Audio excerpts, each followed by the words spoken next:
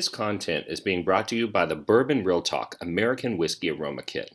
This is a tool that I put together to help all you whiskey aficionados out there develop your palates. You can sit down with the vials and train your senses, or you can sit down with a great dram and break that whiskey down to its components. If you have any interest of purchasing a kit of your own, head on over to bourbonrealtalk.com/shop and pick one up. Thank you for listening. Hello there, Bourbon Real Talk listeners. Randy Sullivan here with a very special bonus piece for you guys. We're going to talk about what is the right way to drink your whiskey. So the impetus for this is there's just been an explosion of new whiskey enthusiasts coming into the marketplace, and they are all over the map, all races, all religions, all colors, all sexual orientations. And all of these new people coming into the whiskey community has caused a lot of new Facebook groups to come together, some organizations that have been formed on Instagram, and it's just amazing to see such a diverse group of people brought together by the spirits of whiskey. And I'm very excited about it. But because there's a lot of new people coming into that, community, the question often gets brought up, is there a right way or a wrong way for me to be drinking my whiskey? So the short answer to the question is, there's no wrong way to drink your whiskey. You should drink your whiskey the way you like to drink your whiskey. But it's not that simple, because you have so many people of different experience levels that are spread out all across the country and the globe, interacting with each other. Often, you'll have somebody who will start an argument with somebody else, trying to tell them that they're drinking their whiskey the wrong way. And I kind of feel like that kind of dissension inside the whiskey community is not good for the future of American spirits. So what are the different ways that you can drink your whiskey? Well, probably the most common way that whiskey enthusiasts like to drink their whiskey is what we'd call a neat pour, or what we would call a straight pour. And that's where you're tasting the product just the way it came out of the bottle. And typically that's going to be done in a tulip-shaped glass, what we commonly refer to as a Glencairn. The Glencairn was developed in Scotland specifically for Scotch whiskey, and it's actually a little like calling a tissue a Kleenex, because Glencairn is actually a brand, but we generally refer to all tulip-shaped glasses as Glencairns, or sometimes just the shortened version, Glen. And then, it's pretty popular too to have your whiskey in what we would refer to as a rocks glass. So, shorter, round, typically, flat bottom. And they call it a rocks glass because typically when you're using one of those, you also have ice in the glass. But a lot of the whiskey enthusiasts that decide they want to drink their whiskey straight or neat are accustomed to drinking out of that type of glass, and they do. And then the last type of straight pour that I see quite often is what we would call a shot. And obviously a shot glass, usually 1.5, 2 ounces, and you shoot it back real quick. And I'll just say, if you're drinking your whiskey in shots, I think you're doing the wrong thing. The reason why is because in the United States, for something to be labeled as whiskey, it has to be at least 80 proof, which means it's a pretty strong spirit, and it's going to be difficult for anybody to drink responsibly and maintain a reasonable level of sobriety if they're just shooting back such a strong spirit in such a short period of time. And so I think we should all just kind of agree that whiskey's really not made for shots. Another popular way to drink your whiskey is to dilute it a little bit, where you add a little bit of water. And there are different waters that you can add to whiskey. Something that's become very popular is to order limestone filtered water from Kentucky. And that is kind of, if you go to any tours in Kentucky, they're going to tell you that the, thing that makes Kentucky the best place in the world to make whiskey is their limestone filtered water. And if you do a little bit of research, the water may not play as big of an impact in the flavor of the whiskey as you might think. But it's become popular to buy some of that water and have it in a little dropper and drop some into your whiskey. And the interesting thing about that is there are, chemical compounds that are in that water that will chemically react with compounds that are in the whiskey, and it will change its flavor. But most people believe that that limestone filter water changes it for the better.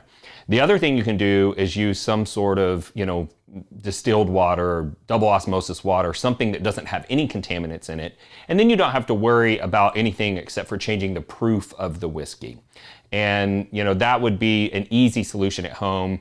It's not hard to get distilled water at the store. But what a lot of people do is they'll use whatever water they have on hand, which might be bottled water or out of the tap or whatever. And those waters are almost certainly going to have, minerals and other compounds in them that will interact with the whiskey and change its flavor, and not necessarily for the better. So I would recommend that you look for a distilled water if you're going to proof down. Something else you can do to affect the flavor of your whiskey is just to change its temperature.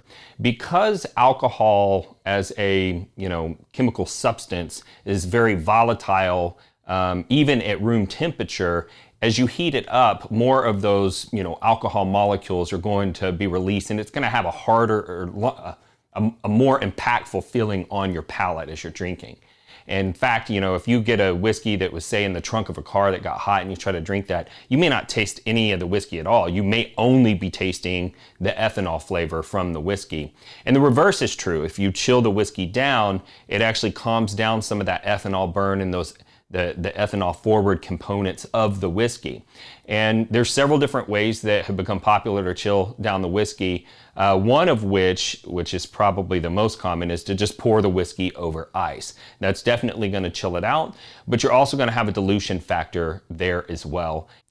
Now, of course, if you pour your whiskey over ice, whatever that ice is made out of, as it dilutes, it's also going to get into the whiskey. And not all ice is created equal when it comes to making cocktails or mixing spirits with ice. And that is because most ice that we are going to come across is made in a typical freezer, and freezers chill from 5 sides, everything except for the door. And so whenever you put the water in there in whatever vessel it's going to freeze in, the water's going to freeze from the outside in. And since water expands as it gets cold, unlike other substances that contract, the outer ice is going to get cracked by the expanding water in the center of whatever that cube is. And that's going to cause fissures and cracks, and that's what makes the ice look cloudy. It also will cause it to have air bubbles. And those air bubbles can have contaminants in them from the freezer of other things that happen to be in there. And I don't know about you, but there's a lot of freezers that I've smelled that I don't want that flavor inside my whiskey. So to avoid that, if you want to get some really high quality ice, you have to get some from a commercial company like this one. I'm wearing Howard & Sons Ice Co. And they have directional freezing equipment. And basically what happens is, instead of freezing from all sides, you freeze from the bottom up, and they have jets that agitate the water that's on top, and that agitation prevents any air bubbles from forming in the ice. So they end up with a solid block of ice that's absolutely crystal clear, because they're using perfectly purified water that has no contaminants in it, and then they cut it into whatever shape it's supposed to be in and sell it that way. And that's why when you'll go to a high-end bar or a restaurant and you order either a cocktail or whiskey on ice, and they have those large format cubes, they're perfectly clear. They don't look like the ice cubes that you would get at your house. And that can actually increase the quality of the experience aesthetically, but because of the quality of the water that went into that ice, it's also not going to change the flavor of your whiskey in a negative way. Another less common way to change the temperature is to use whiskey stones, or to use the stainless steel cubes. And you basically get these cubes or stones, and you put them in the freezer so that they're nice and chilled. And then when you put them in your whiskey, it will have the effect of changing the temperature of the whiskey, which might be all that you need to get rid of that ethanol burn, but it doesn't proof down the whiskey because it's not adding any water to the spirit. And for somebody that's trying to transition into drinking a neat pour or a straight pour, that would probably be a pretty good idea. The last way that I see a lot of people chill down their whiskey is just to put it in the refrigerator or put it in the freezer, the whole bottle. Whiskey actually has a really low freezing temperature, and that's because, as a compound, it's not the same as just putting water in the freezer. And so you can put that bottle in the freezer and it'll get as cold as the ice that's in the freezer, but it's not going to turn into a solid block. And so you can change the temperature that way. And it's also a really good way to reduce the dilution rate if you are going to pour the whiskey over ice, because effectively the whiskey and the ice are the same temperature when they go in the glass. And it's just the ambient temperature changing the temperature of what's in the glass that's causing the ice to melt. So probably the most controversial way to drink your whiskey is mixed. when you're making some sort of a cocktail. Some of the more popular cocktails would be like an old fashioned or a mint julep or a Manhattan. Those all have whiskey in them. But probably the most common would just be whiskey and Coke. Jack Daniels and Coke is probably one of the most drank cocktails out there, especially when you're looking at the category of whiskey. And that's where some people start to get upset about whether or not you're doing the right thing with the spirit. Now, what I would recommend that you do if you are going to be getting a premium whiskey, because that's where people start to get their feelings hurt. You know, there are a lot of whiskeys that used to be very easy to find on the shelves that have become next to impossible for the drinkers that enjoyed those for years and years to actually go into the store and buy. And it's because there's so many new people entering into the market and they want to have that experience. So if you're buying a bottle or a pour of a premium spirit and it's over allocated and there's not enough to go around for everyone that wants to try it, there's a chance somebody's going to see you drinking that whiskey and wish that they had the opportunity to try it. And not all whiskeys are created equal, right? The distillery puts a little bit of extra effort in to make a special expression. And I think that most whiskey enthusiasts would want to see you try that whiskey the way that it was designed by the distillery to display whatever was special about those barrels or that barrel that they put in the bottle. And so I would recommend that you at least try a premium spirit neat before you decide to mix it with something else. And if you try it neat and you don't like it, then I would recommend that you adulterate it the minimum amount necessary to get it to a place where you do enjoy that spirit. So maybe try adding a few drops of water, maybe try chilling it, try it on ice first. And I would use, the mixing it with something else as a last resort if you're talking about a premium whiskey. Now, of course, it's your whiskey, so you can drink it the way that you want.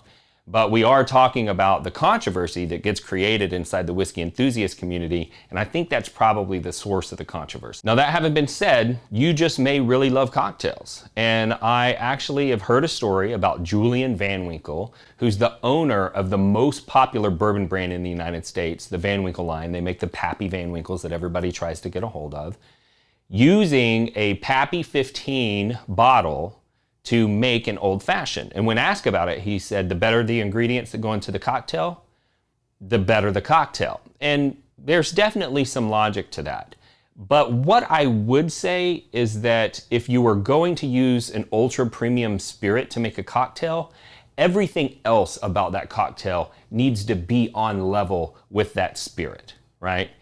Basically what I'm saying is, don't go get some crappy ice out of your ice dispenser in your refrigerator, pour Coke in it, and then put Pappy 23 in it, right?